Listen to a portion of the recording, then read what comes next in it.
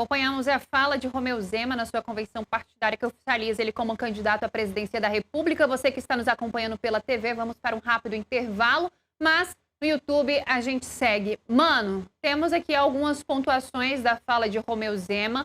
Ele, como os outros candidatos, falou também sobre segurança pública, falou que o foco vai estar ali, que deve mudar a legislação penal.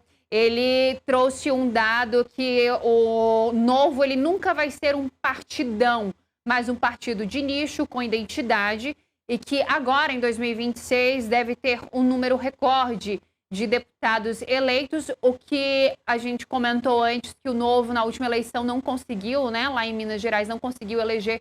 Então, se eleger um, já tem um recorde, né? Já temos um recorde lá em Minas Gerais. E também ele acabou fazendo ali críticas ao Partido dos Trabalhadores e falou que a sua bandeira será estar contra o PT. Mano, análise, então, sobre esses pontos aqui, se você tiver pego outros também dessa fala de Romeu Zema, para a gente poder dividir com a nossa audiência. Marília, primeiro, só por precisão, não seria o recorde em Minas, porque em 18 o Novo elegeu deputados em Minas Gerais. Tiago Mitrô e Lucas Gonzalez, foram dois.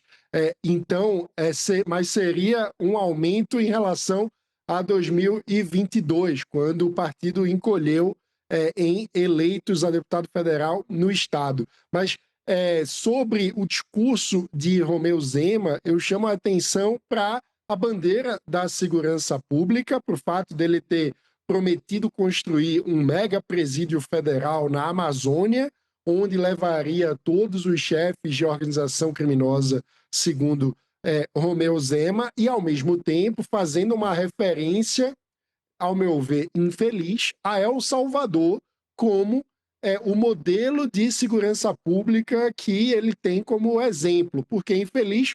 Porque, ora, El Salvador é uma ditadura que relativizou garantias fundamentais previstas na Constituição e impediu, inclusive diminuiu a transparência da imprensa e a possibilidade de auditoria por parte da sociedade civil organizada dos números apresentados pelo governo de El Salvador. Nenhuma ditadura serve como referência para segurança pública porque usa métodos ditatoriais e porque, ao fazer isso, perde a credibilidade sobre os dados efetivos. Se for pegar os dados oficiais de violência em Cuba, os números vão ser positivos também. Por quê? Porque é uma ditadura.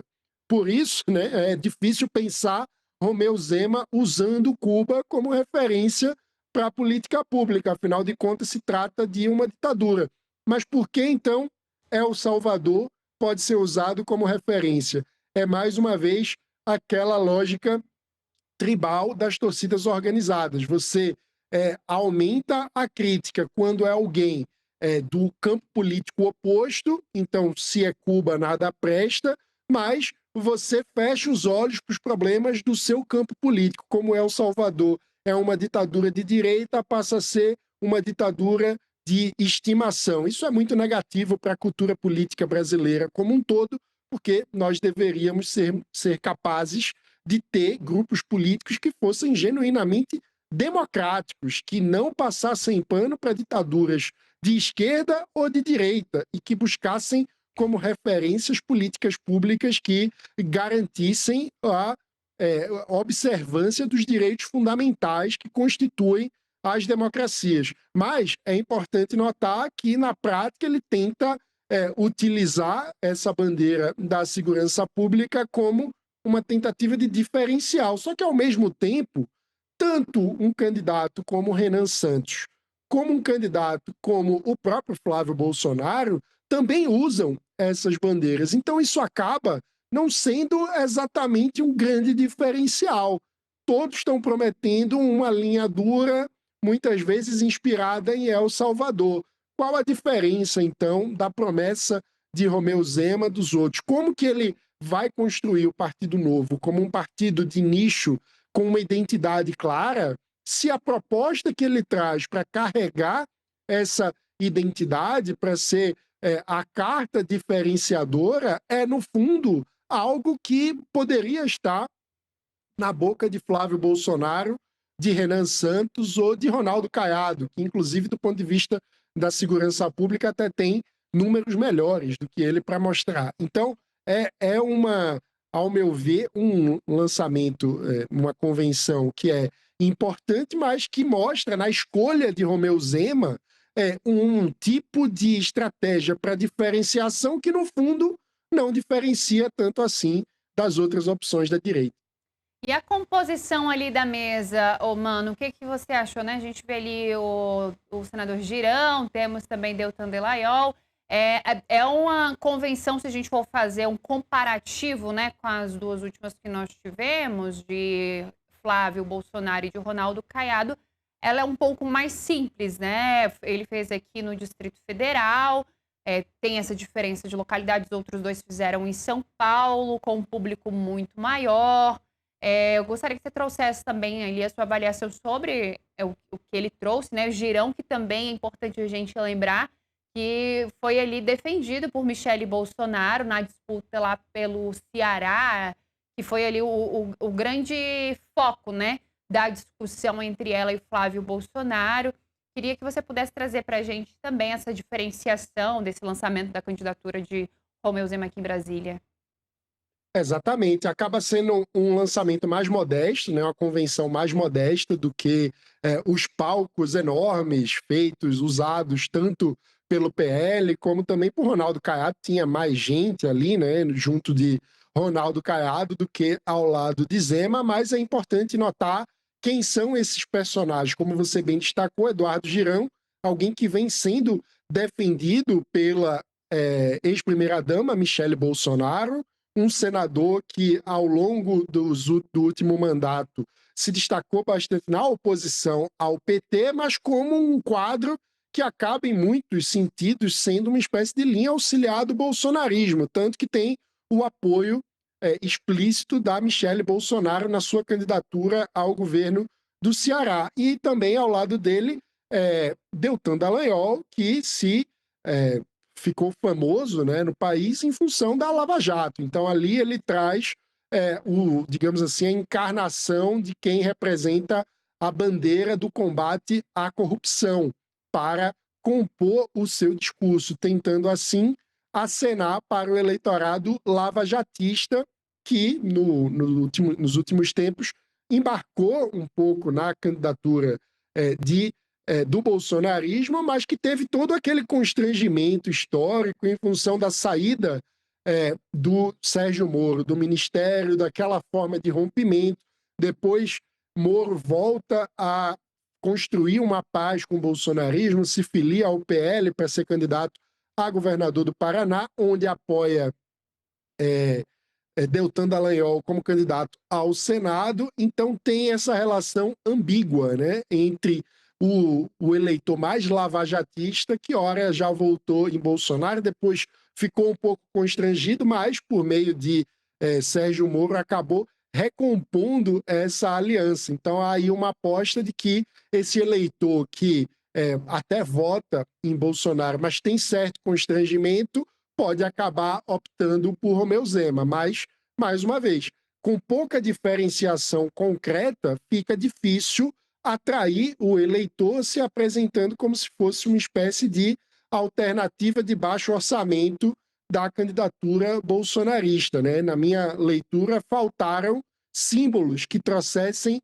uma diferenciação mais contundente das outras opções à direita, porque simplesmente se constituir como uma segunda opção não vai ser capaz de atrair o voto do eleitor que é, por exemplo, um antipetista pragmático e deseja derrotar o PT mais do que ter um entusiasmo por uma candidatura em específico. Esse eleitor tende a olhar quem está melhor nas pesquisas e fazer a opção por essa candidatura. Então, na minha forma de enxergar o jogo político, não vejo como o discurso de Romeu Zema seja capaz de atrair um eleitor descontente com a campanha de Flávio Bolsonaro atualmente para que ele ganhe algum tipo de impulso, porque mesmo a estratégia de diferenciação via segurança pública acaba não sendo tão diferente assim de outros nomes que se colocam como alternativas como é o caso de Renan Santos e de Ronaldo Caiado. Mano, mas também sem grandes novidades, né? Ali, assim como o Flávio também tinha expectativa de anúncio de um vice, não veio, focou ali na segurança pública, o que a gente já vem falando na imprensa há bastante tempo, pelo menos ele desde o ano passado, que segurança pública seria o foco, sim, dessas eleições, mas me chamou a atenção de que ele falou muito sobre o PT, sobre o partido do presidente Lula, acabou não citando, pelo menos, esse trecho que a gente pegou. Se eu estiver errada, por favor, me corrijam. Não falou sobre Flávio Bolsonaro, diferente de Ronaldo Caiado. E agora eu queria passar para a gente fazer uma análise também de Ronaldo Caiado, que teve ali o lançamento da sua candidatura à presidência da República neste domingo. Ele acabou batendo dos dois lados, né? Ele não. E também há uma mudança de postura de Ronaldo Caiado, que a gente vê que ele acena para a direita ali, né? Ele flerta muito com a direita. No entanto, nesses últimos dias, esses últimos meses, ele vem ali se posicionando também contra Flávio Bolsonaro. Ele mudou seu comportamento através das suas redes sociais, onde ele fez diversas críticas ao Flávio. Chamou Flávio durante o discurso de ontem de candidato Kinder Ovo, que todos os dias tem uma surpresinha, isso fazendo referência também ao Banco Master. Ele disse que com ele não tem Banco Master, não existe Banco Master. Voltou ali a criticar o presidente Lula, falando sobre corrupção, que no governo dele não existe nada disso. Focou também ali na área da segurança pública, mais diferente de Romeu Zema, que a gente viu agora.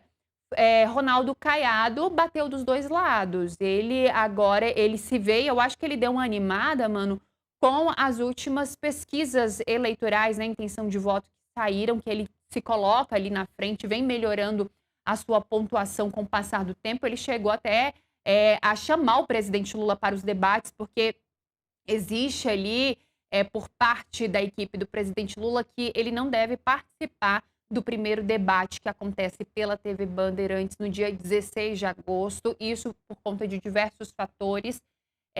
E aí, Ronaldo Caiado chegou a convocar, né, o presidente Lula para poder participar, sim, desse debate, que é importante que ele vá. Ele chegou a relembrar um outro debate que aconteceu há muitos anos atrás. Para quem não sabe, Ronaldo Caiado já tentou, sim, a presidência da República. O presidente Lula tem até um trecho que sempre aparece nas redes sociais, que o presidente Lula fala que só vai fazer uma pergunta para ele, para Ronaldo Caiado, naquela época, se ele pontuasse nas pesquisas eleitorais. E agora Ronaldo Caiado convoca, então, o presidente Lula a participar desse debate, né? Primeiro debate que deve acontecer no dia 16.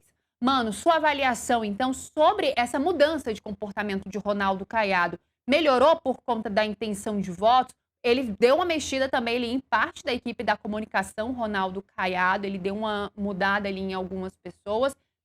E esse comportamento dele hoje cativa o eleitorado?